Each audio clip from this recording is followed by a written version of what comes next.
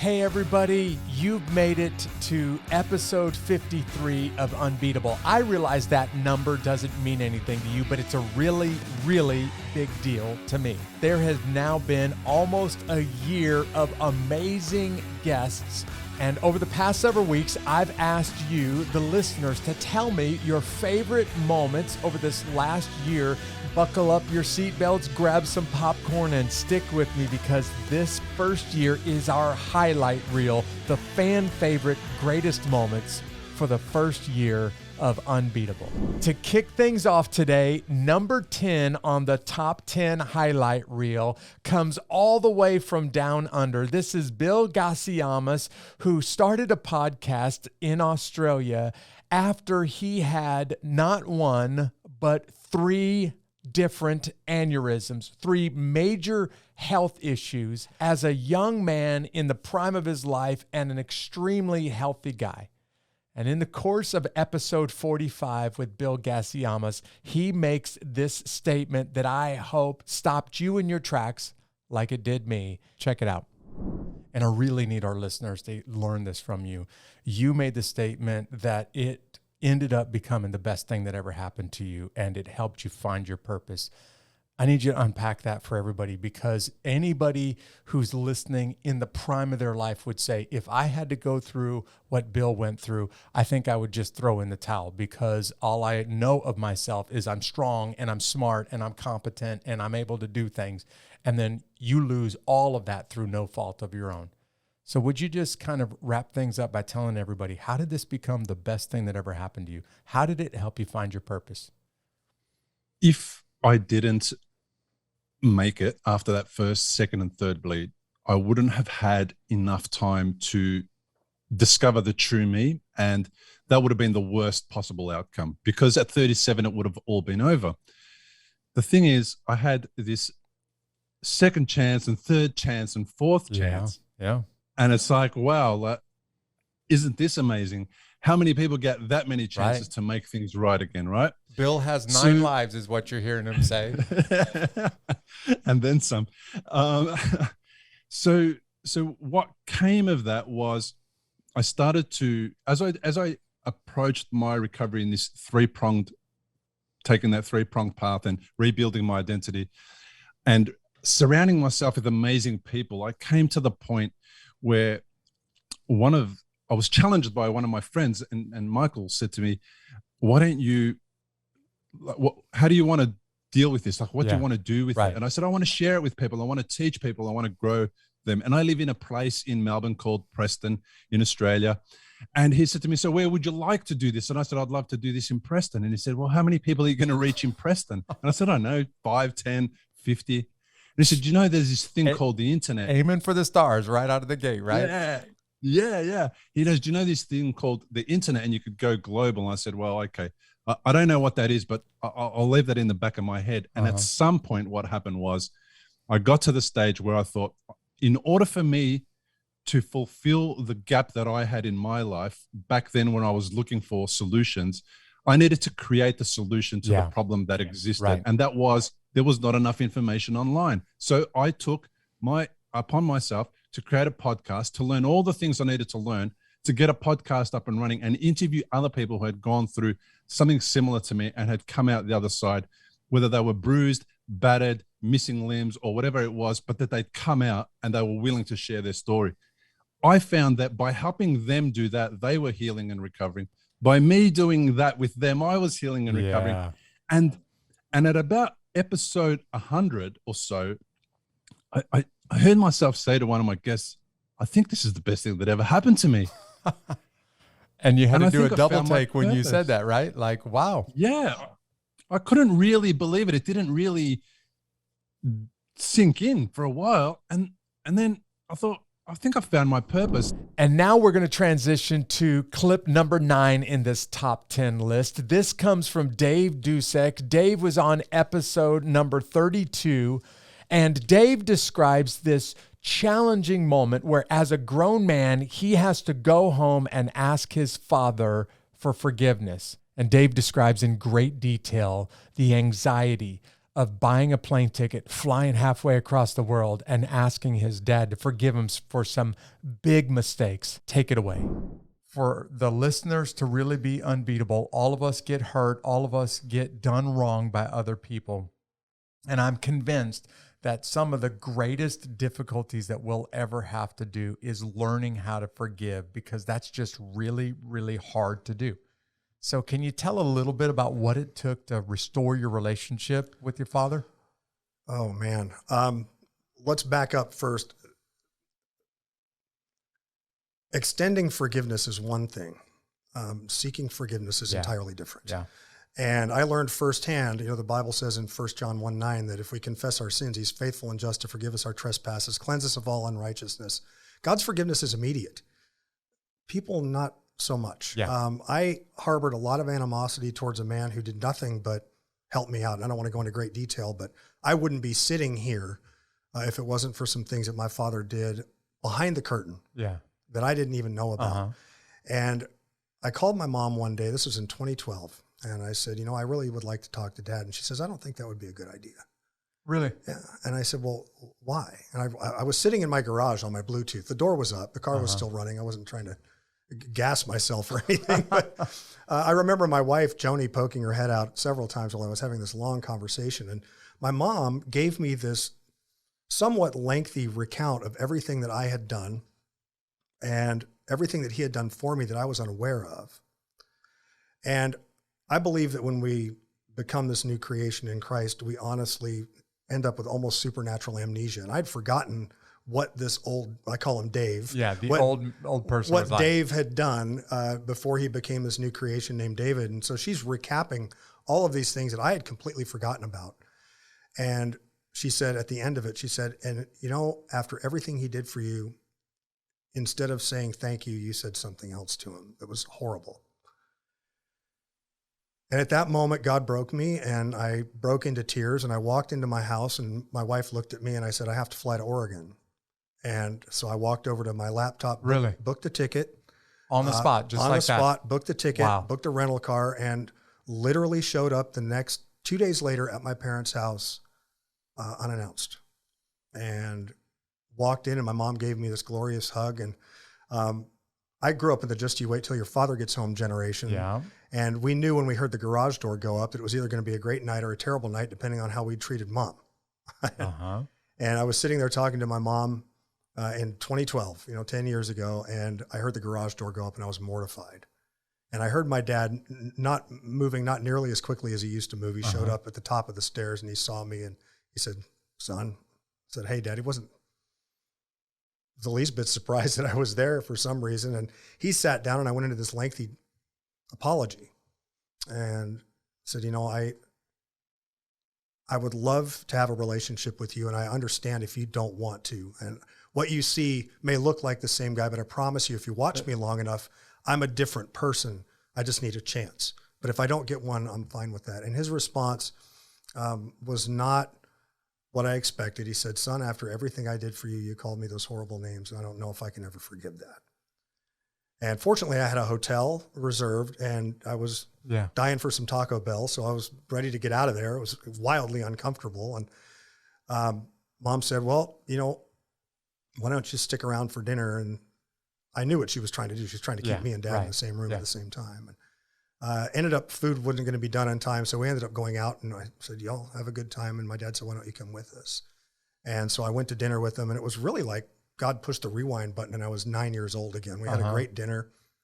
And several days later, I went to leave, and my mom and dad were standing at the landing of the front door at like 3 o'clock in the morning, because I had like a 5:30 flight home. And I hugged my dad, and I said, I'm sorry again. And he said, I don't know how this is going to work out, but you just keep doing what you're doing. I think we'll be okay. Now we'll head on to episode number 28. This is clip number 8 on the top 10 fan favorites for the first season of Unbeatable. Donovan Chapman was a U.S. Air Force pararescue jumper. He was this extremely talented, well-trained warrior in the U.S. military who faced incredible hardships in combat. But Donovan faced hardships after he left the military. And Donovan just describes how all of us live in this dysfunctional world. And if you're going to end up being unbeatable, not letting the circumstances of life overwhelm you, Donovan gives this passionate appeal for you to get up every day and handle life with these 3 steps to success.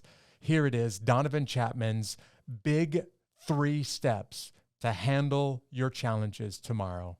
Take it away, Donovan. But what had to happen was I had to surrender my dysfunction. You know, I was drinking.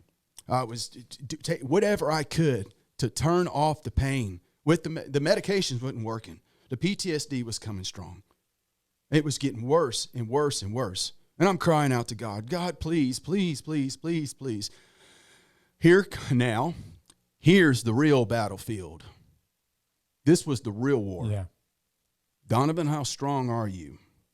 How are you going to stand on your ego and your training, you know, as your life to battle these problems right now?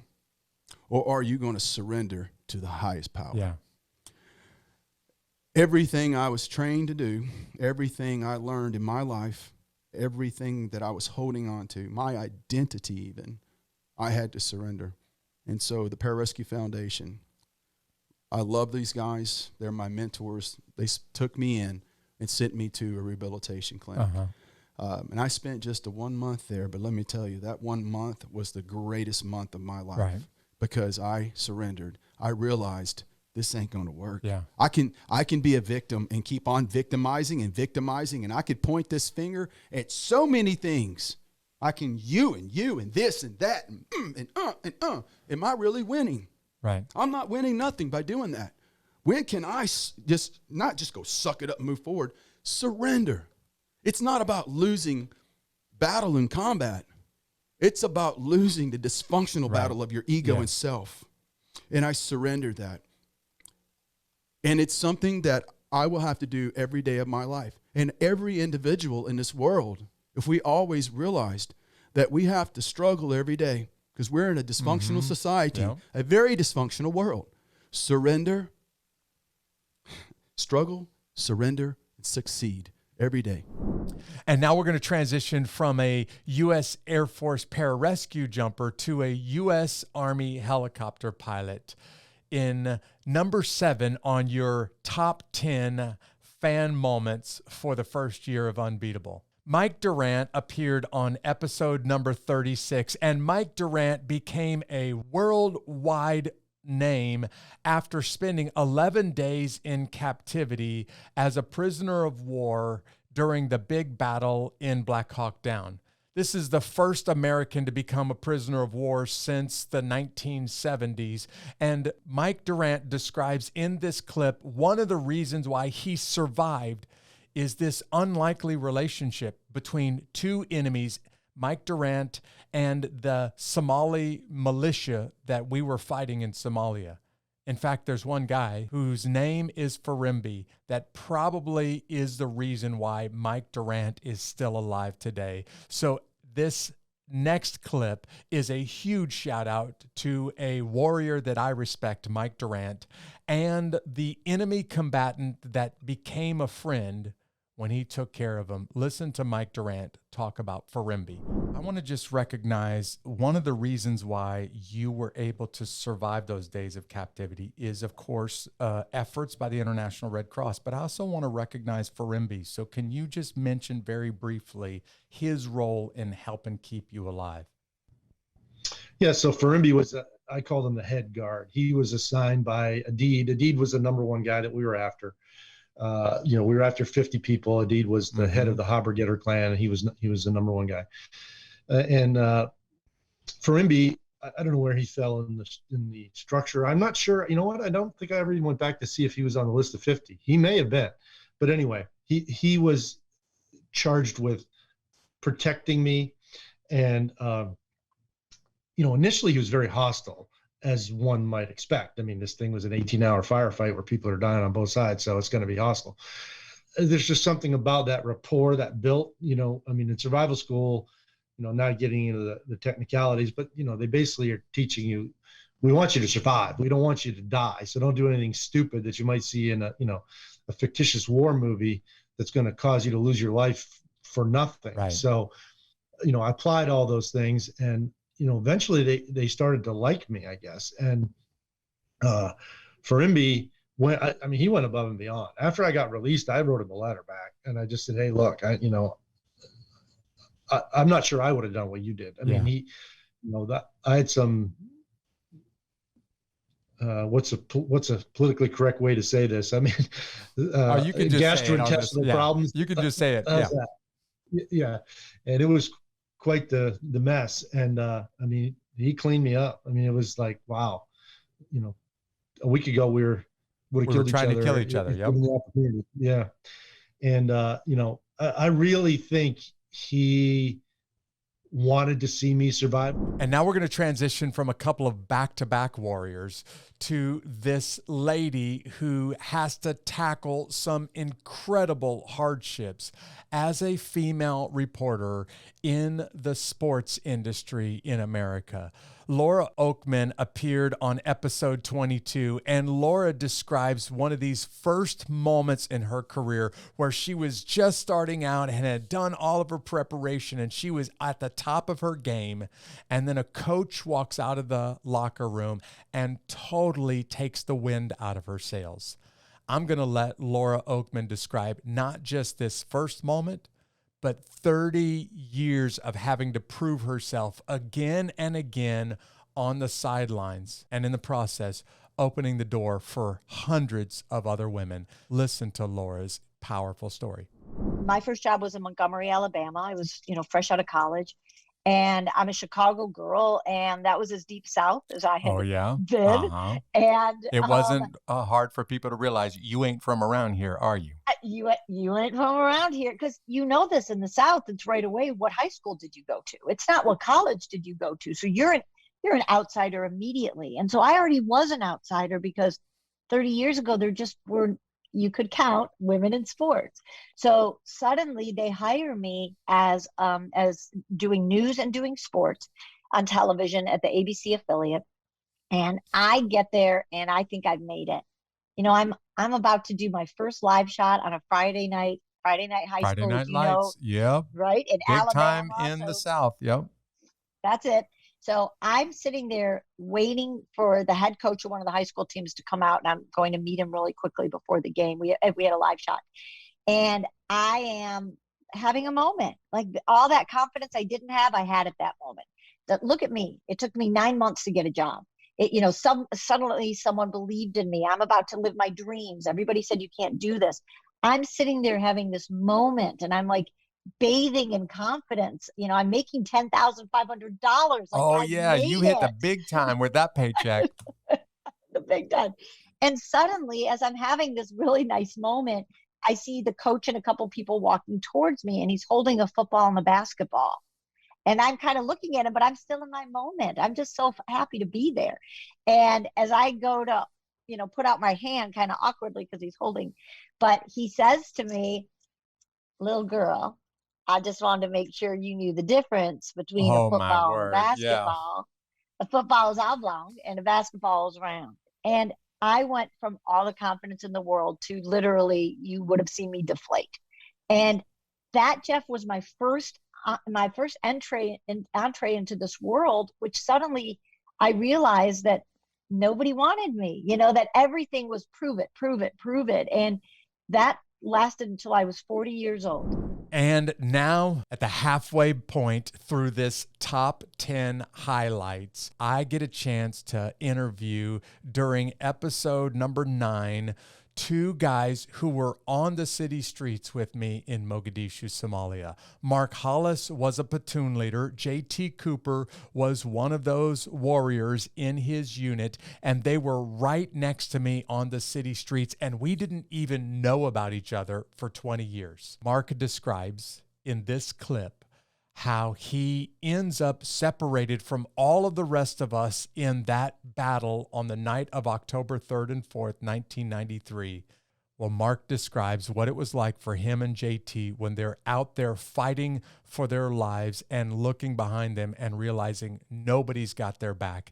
And now it's just them fighting to keep each other alive until they can make their way back to the rest of this big multinational convoy. Check this clip out, will you? When I look back, I went, oh crap, I had the same experience he did. There's nobody there. Yeah. And I'm like, this can't be right. There's nobody in between us and the bad guys. I said, Sergeant Hollis, stay put. We're going to work our way back up the hills to connect back with the group because it can't be that far. There's no way this could have happened. We're not out here by ourselves. That just wouldn't happen to U.S. soldiers in a fight like this. There's 14 vehicles behind us. No. We worked our way back. You're right. It was a target-rich environment. And I said to JT, I said, known, not suspected or likely things, and he just came back with, that's all I got is known. And he's just laying waste and doing what he needs to do. Well, the RPGs started coming in my 60. Oh, yeah. Because when you use the 60, it lights up. When the 69 round burst, it's like, hey, guys, I'm over here. Hey, guys, I'm over here. Hey, so I started having to dodge RPGs. And finally, they were blowing up so much of our wall we were trying to hide behind that Hollis said, you need to stop for a few minutes. Yeah. And where he's talking about with the engineers, so we came back, right? Because I was like, this is not good. If I get too far away from where Sergeant Hollis is and where the rest of the Malaysians are and stuff, because they're still in the vehicle. Realize this. The vehicles are starting to burn. Mm-hmm. They're staying in the vehicles because that's what they understand.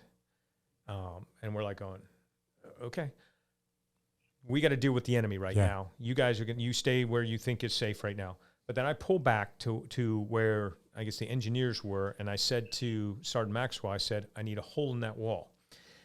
Big lesson learned for myself. They use the P formula, P for plenty. And yes, he was talking about big hole. Yeah, well, no, he didn't blow just a hole in the wall. He blew the entire wall around the corner down.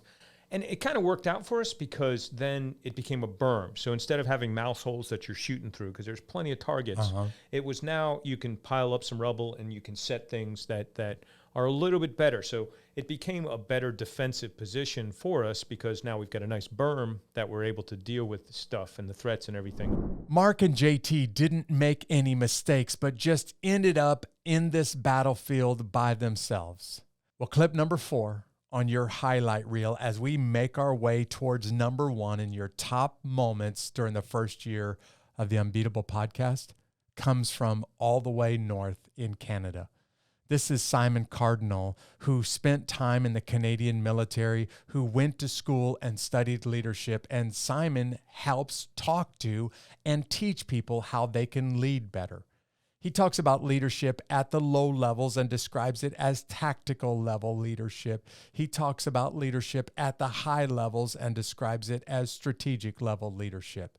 But your top moment was when Simon started to remind all of us that you're not perfect, you're going to make some mistakes, but those mistakes don't have to define you. Those mistakes don't have to destroy your career. And here is good advice for everybody, whether you call yourself a leader or not.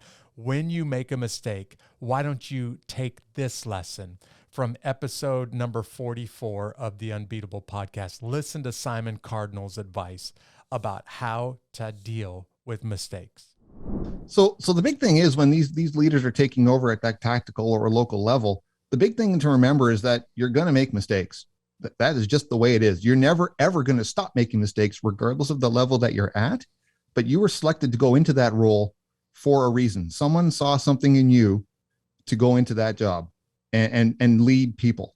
Whatever it is, it doesn't matter why, but you are able to go and do this.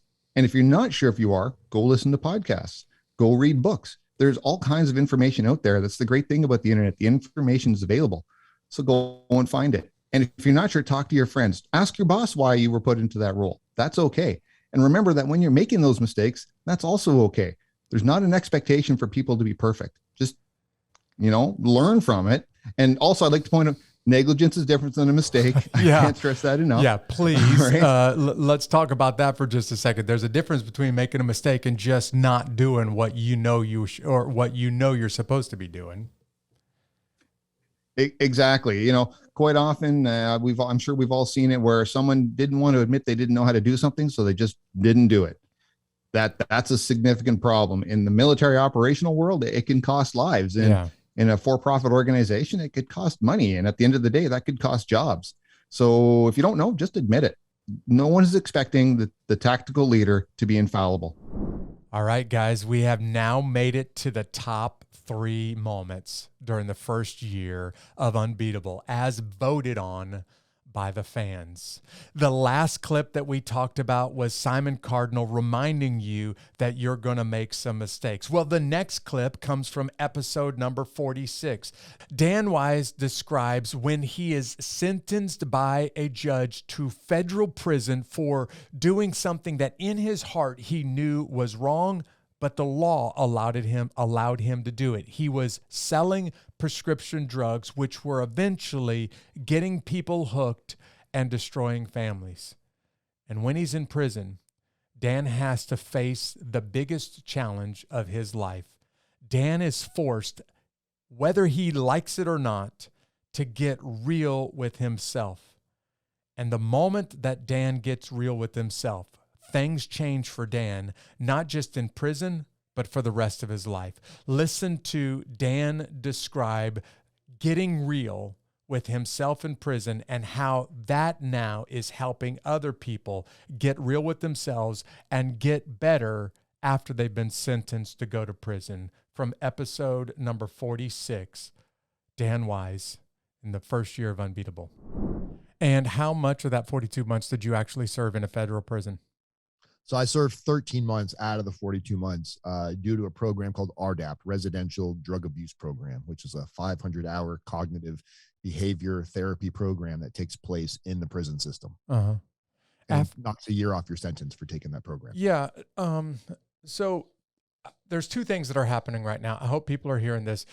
What you're doing, you believe, according to the law, is perfectly legal, though you know in your mind, in the back of your mind, it's very ugly, very unethical, but definitely not illegal. And eventually everybody around you starts to say, all right, I'll take a deal rather than go to jail for 20 years. You take the deal. You go to jail for just over a year.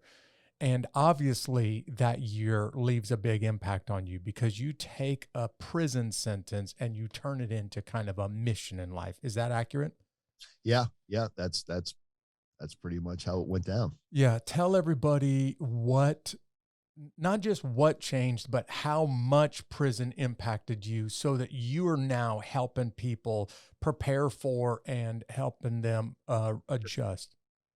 So when I was getting ready to go to prison for my 42-month sentence, I had posted a video on YouTube 3 days before I started my prison sentence, and I titled it, "I'm going to prison for 42 months." I was still, in my mind, I had no accountability taken. And I found out about this program, RDAP, Residential Drug Abuse Program. And if you qualify for the program, it can knock a year off your sentence. So I'm like, how the F do I scam my way into this program? I'm thinking it's going to be like AA or something where you just kind of go there, sit around, and at the end, talk about your feelings, right? Nobody fails. Yeah. So I get into this program because the way they decided that I qualified because I smoke weed and I would drink alcohol on the weekends. So that is what qualified me as a substance abuse user. So I'm thinking, oh, this is going to be cakewalk. Well, RDAP, little did I know, had really nothing to do about drugs and I mean, it did, but it was more about cognitive thinking, focusing. But you had to hold each other accountable. So there was no just sitting there quiet. It's 10 months of it's inpatient therapy because you're living in a special unit. So this 10 months, I couldn't get out of my own way. Every time I thought I could beat them, they had seen a million people like me before this coming to the system. And it was just, finally, I said to myself, oh my God, like they're going to kick me out of this program if I don't start taking it serious. So I started going through the motions. And when I started going through the motions, holding myself accountable and pretending to hold myself accountable initially, something triggered midway through the program. And I realized, sorry, I don't know if you can curse on here, but don't do that. Dan, you are a piece of garbage. Like you lived your entire life thinking you could just mouthpiece your way out of every situation. And that's why you're here right now. So if you got to be here, why don't you take this program serious and kind of see what effects it has? So when I started really kind of taking a deep look at myself and seeing how I could have lived my life different and all the poor choices I made, something just clicked. And it was like seeing the Matrix for the very first time. And I knew at that point that I wanted to take this newfound ability in here and bring it home with me. No intent of starting a business. I just knew that I didn't want to be the old me. And when I got out of prison was a cakewalk compared to what I thought it was going to be like, just to throw that out there. But when I got home to the federal, they sent me to a federal halfway house for my last 11 months of my sentence. I checked my email for the first time and I saw YouTube comment. I'm like, what is all these YouTube comments? I forgot I'd made that video. Yeah. And it was all comments from people getting ready to go through something very similar for a first time, nonviolent offender, white collar, whatever. So I started making response videos just as a hobby, answering people's questions about, oh, this is what it was really like. This is what I wish but at this point I was taking responsibility. I was like, technically I didn't break a law, but I was contributing to drugs getting on the street that destroyed lives and potentially killed little kids. And talking about that on the YouTube channel, I think people started to resonate with it and they saw how real I was being and being open about it. And about 3 months into it, I started getting phone calls from criminal defense attorneys asking if they could use me to work with their clients. And they basically started offering me commissioned jobs to work with their clients. We're down to number 2. One more clip to go after this. Jason McKenzie is on episode 10. And Jason describes him as just a regular guy, just like you, a regular person, just like you. And Jason goes through a terrible event when his beautiful wife, Natalie, decides she doesn't want to live anymore, buys a gun, and takes her own life. And for a while, Jason tries to fake it because he wants his friends and his family to think that he's got everything under control and that he's okay. But he gets to the point where he realizes by faking it, he's not helping himself. He's not helping his friends and family. He's actually making things worse because he's just not being real. And Jason decides that he's not going to let the pain of losing his wife go in vain. That he really wants to be part of the solution, not part of the problem. And so Jason decides to get very real and vulnerable and record a video and put that video out there on social media, not expecting anybody to watch it. And this is one of those moments where a video goes viral, not because of who he is and certainly not because of what he says, because there is a guy who has the courage to stand up and to just get real with people. So listen to Jason McKenzie's motivation for making this very honest, very vulnerable video on social media. Check out this clip, will you? The reason I made the video you're talking about, I was at a birthday dinner for my uncle, and I was at the end of the table with a lady. I got to talking to her like I do. Like I got to talking to you the first time I met you. And she worked for a suicide hotline. And I said, well, this sounds insensitive, but how's business? Like, she's like, what do you mean? I was like, was it up or down? And this was November of 2020. She's like, are you serious right now? I was like, yeah. She's like, calls are up 800%. Jeff, 8 times as many calls. 800%. And it was mind blowing for me. And I realized right then, I was like, Natalie died 10 years ago and I don't talk about it. Man, right now, I'm a little uncomfortable, honestly, having this conversation with you because I've never been this open about what happened that night. I've never talked about it. I've lost my wife and we just stopped. Yeah. Because it's like, it's not polite dinner conversation. It's not, man. And it makes people feel very uncomfortable. And they won't think I want them to feel sorry for me. That's not what it's about. But what I've learned is if we don't talk about it, it's the reason that I didn't know Natalie was struggling. I didn't know she was struggling because it's not common. We don't talk about it. You're on the show, Jason, because you're an amazing guy. But what really blew me away is you made a video that you didn't have to make. And I watched this video. And frankly, I don't watch videos. I'm just going to tell you, I'm so busy that if you send me a link to a video and it's longer than about 35 seconds, I ain't going to watch it no matter what it is because I don't have time. Jason sent me a link. I saw how long it was. I started to watch it. I had every intention of clicking off of it and going on to the next important thing. And I found myself watching the entire video and I didn't even realize till it was over with. I just watched that whole video.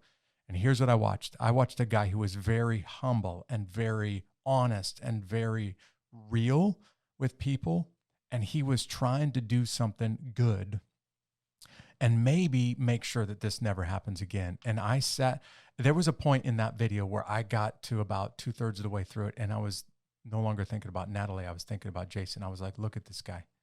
Look at how open and how vulnerable he's being right now. And I was thinking, I was a little bit ashamed when I was watching that video. Like, I don't know that I would ever do what Jason is doing right now after going through what Jason has gone through. So why did you make the video, man? And what did you want the video to accomplish? And I really hope 2 million people watch this video. Man, when I heard the lady's stats about suicide and I realized it's ramping up, and then I realized that I'm part of the problem. This is November of last year. November of 2020. I realized that I'm part of the problem because I'm not discussing it either. And I am not allowing it to be common conversation. I'm not allowing people to be comfortable to come talk to me about it. And therefore, I'm not helping the solution. I went through all this, and Natalie went through all this, and my family went through all this pain, and I'm wasting it, and that's really where it stemmed from. Is I think we can make a difference if we just start making it part of the conversation. Yeah. And I'm a normal guy. I work at a bicycle shop. I race motorcycles. I'm just like everybody else you see sitting at the coffee shop in the morning. And I put off this.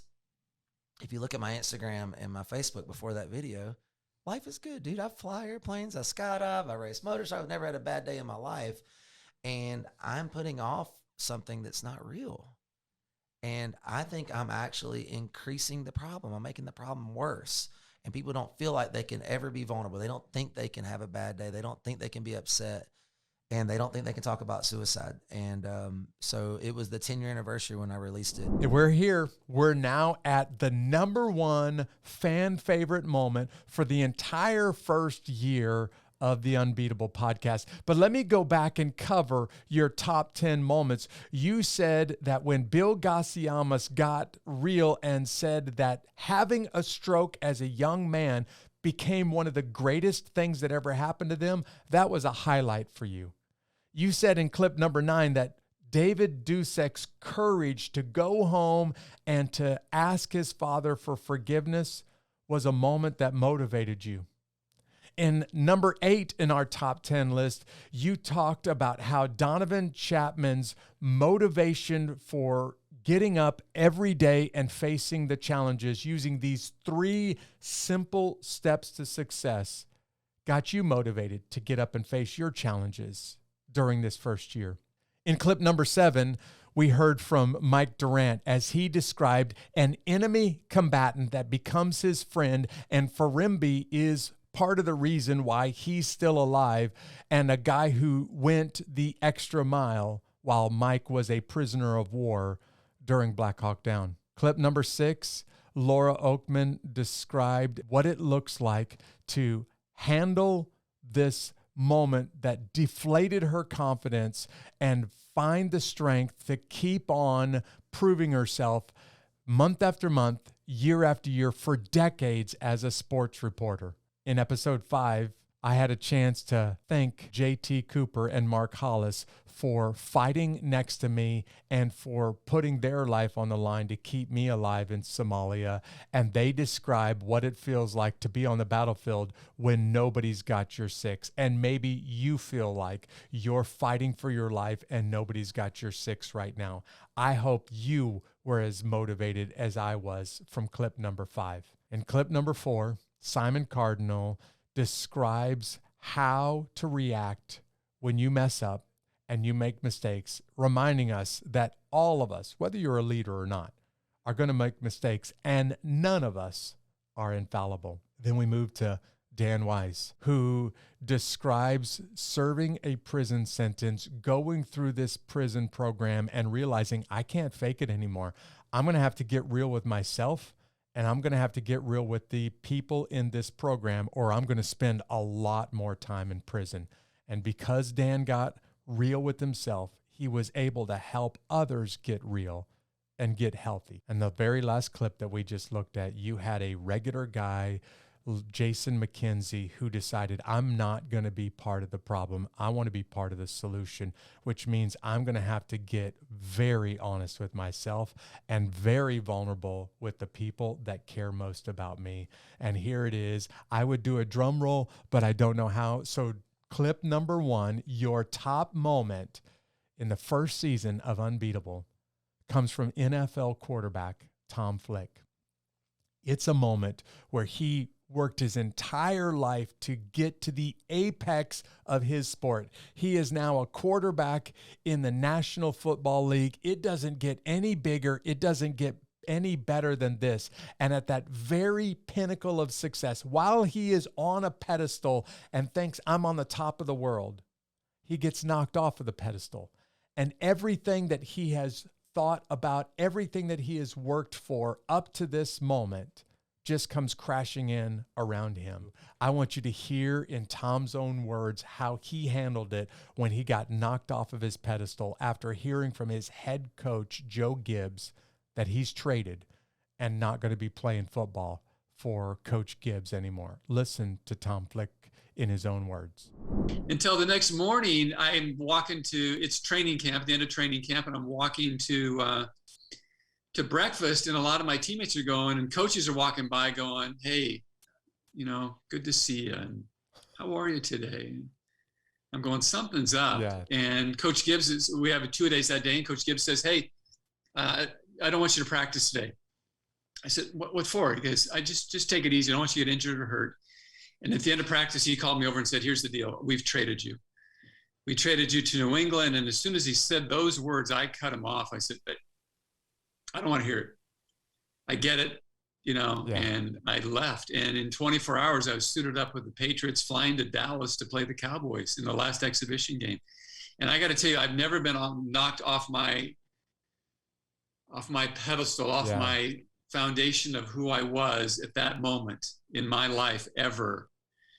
And you talk about lost, I was lost because I grew up with an image performance-based perspective. How I played on a Friday night in high school, a Saturday in college, and a Sunday in the NFL determined how I lived Monday through Thursday. I was on this roller coaster of pressure and stress and didn't know it. And so if I played well, then I really felt good. But if I played bad, I was so down on myself. And it's a vicious cycle. We go there often as Americans, I think, because of our just focus on success and achievement. Mm-hmm. And from that, I surrendered my life to Christ. And going now to that third year, that's when I was released. And so anyway, I was injured. And so that's kind of, I'm starting to get a little confused here, but that's kind of the start of it, is that episode. Well, I want to just take a pause real quick and describe for people who are listening to this episode who have put their entire life into this business, and then all of a sudden the industry fell apart and you just went bankrupt. Or maybe it was a divorce and you poured everything you had into the marriage and had a spouse sit down at the dining room table and say, I found somebody else and it's over. And you know what it feels like to hear what Tom just heard when Coach Gibbs looks you in the eyes and says, hey, man, we've traded you. And you basically built your entire adult life for the moment that you're in when it all gets pulled out from underneath you.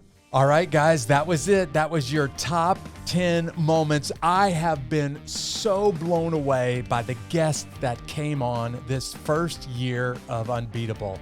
And I want you to know that we are already deep into the planning for the second year, the second season of Unbeatable.